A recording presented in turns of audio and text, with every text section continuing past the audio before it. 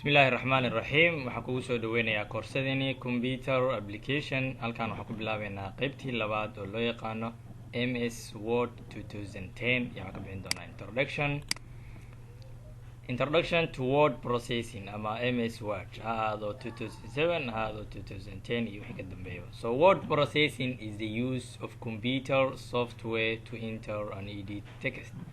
Word processing inta badan waxaa loo adeegsadaa in textiga ama qoraalada lagu qoro laguna edit gareeyo wax laga bedelo. So inta badan you can easily create and edit document. So editingkaas markaa sameysid ama textigaas sameysid waxaa sameysmaya wax loo yaqaano document. So documentskaas waxaa loo yaqaanaa inta badan letters yaa laga sameyn karaa, reportyada iyo newsletters oo la socdo with pictures iyo graphics. So inta badan marka waa kan ugu muhiimsan office-ka kan la isticmaalo maxaa yeelay buug walba waxa lagu qoraa waxa loo yaqaanaa word processing. Vocabulary-ga oo isticmaalo inta badan oo aan ku arki doono marka daarno waxaa kamid ah draft view oo ah qayb kamid ah qaabka loo arkayo full screen view ayaa kamid ah insertion point oo ku tilmaamayso halka ka bilaabaysid qoraalkaada landscape orientation qaabka u soo muuqanayo page-kaada markii la print gareeyo outline view waa mid kamid ah qaabka loo arko word process ama documentiga portrait orientation waa nooca uu noqonayo waraqada print layout view quick access toolbar. So all these vocabularies waxaan ku arki doonaa coverka hore ama view-ga hore ee loo yaqaano word processing. waxaa kamid ah ribbon, status bar, toolbar, view buttons, web layout view, word processing, word wrap iyo zoom. So markii aan rabo inaan start gareeyo ama aan soo daaro ama markii ugu horeyso aan rabo inaan soo kiciyo word processing ilaa habab badan baa la maraa. habkan wuxuu kuu tilmaamayaa inaad startiga tagtid calaamada windowga kadib aad ku qortid all programs aad tagtid kadib aad kasii tagtid Microsoft Office kadib aad kasii dooratid waxa loo yaqaano Microsoft Office Word 2007. So inta badan stepskan waa Windows 7.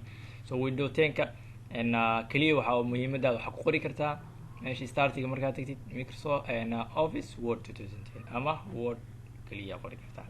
So ku soo baxaya hab labaad oo waxa jiro aad ku soo saari kartid ama ku start gareyn kartid word processing oo ah na desktop intaad tagtid right click aad dhaadid kadib new aad dhaadid kadib waxa ku soo bixi doona dhammaan Microsoft Office folder waxa ka dooranaysaa Office Word 2007. So markaad soo daartid qaabka rabto oo soo maray markaad soo daartid waxa ku soo baxay view-ga open screen in Word. So qaybtan ugu sareyso oo ku qoran tahay home, insert, page layout, reference, mailing, review and view waxa loo yaqaanaa waa tabs. qaybtan kaga muuqato dhankan waxa loo yaqaanaa quick access toolbar waa toolbariska loogu talagalay in si dhaqsi ah loogu access gareeyo. waxaa kamid ah saving-ka, waxaa kamid ah undo iyo redo. coverkan qaybtan ugu horeyso waxaa loo yaqaanaa oo ay saaran yihiin tabska quick access toolbar waxaa loo yaqaanaa ribbon. So insertion point waa meesha fallaarta ay badboodayso markii aad soo kicisid wordkaada meesha ugu horeyso oo ku amreyso oo ku suurtagelinayso inaad qoraal ku qortid waxaa loo yaqaanaa insertion point.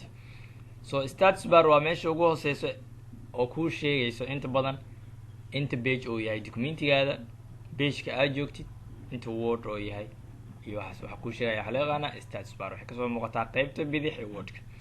So halkan qaybta midig waxaa kasoo muuqda laba nooc qayb loo yaqaano view buttons oo ah qaababka page-ka usoo muuqanayo qaababka hadaya soo arkayna kamid iyo zoom slider oo ah halka meesha aad rabtid inaad ka weynaysid page-kaada ama aad ka soo yaraysid. So normal view-ga la isticmaalo waa 100 haddaad rabtid inaad kasii weynaysid 100 iyo 110 oo kusii darsoma haddaad rabtid inaad ka yaraysid 99 iyo wax ka yar ayaa isticmaali doontaa. So identifying parts of the word program views inta hadda iyo halal kugu sharaxay marka. So ribbon wuxuu ka kooban yahay commands of working with a document waa meesha dhaqdhaqaaqa ugu badan laga sameynayo documentigaada. quick access toolbar contains bots icons for common commands. So waxa lagu talagalay buttons ama toolbar gooni ah oo si dhaqsi ah in loo isticmaalo. So inta badan saddexdaas button yaa saaran oo loo yaqaano save, undo iyo redo, laakiin waa lasoo saaran karaa waxyaabo badan. Insertion point waxay kuu tilmaamaysaa where text will appear when you begin typing. Marka ugu horreyso aad typing samayn doontid, halka aad ka bilaabaysa inserti iyo kuu tilmaamaysaa inserting point. Status bar waxay kuu sheegaysaa information kaa siinaysaa current document and process. Documentiga aad joogtid, meeqa page waaye documentigaad, pagekay ka joogtaa, meeqa word waaye, meeqa character waaye, waxaa loo yaqaanaa status bar. So view buttons allow you to change the view quickly. View buttons ka hadda soo aragna wuxuu ku ogolaanaa in aad bedeli kartid qaabka wordka loo arkayo. shaashadoo dhan ka wada dhigi kartaa, half ka dhigi kartaa, waa yareyn kartaa, afar lix ka dhigi kartaa. kaas waxaa loo yaqaanaa view buttons.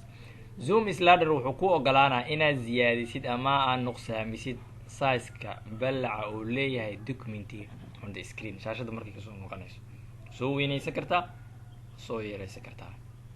halkaas yana u egtahay koorsadeeni hordhaca MS Word 2010. Asalaamu calaykum waraxmatullahi wabarakaatu.